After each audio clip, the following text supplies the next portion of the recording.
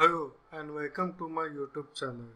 In this video I will show you how to reveal the T-codes of SAP menu. We can see over here it is not showing the T-codes over here. If we want to see the T-codes, go to More, Extras,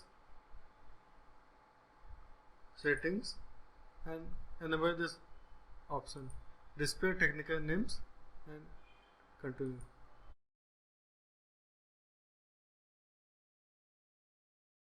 So now we can see that here it is showing the T-codes in the SAP menu.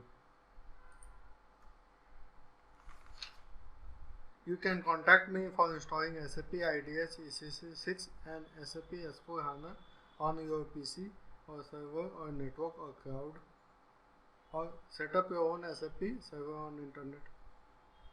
It will contain the master data, lifetime validity year 9999 and ABAP developer key for ABAP programming. It will also contain FIORI in it. Please like, share and subscribe my YouTube channel. Thank you for watching the video.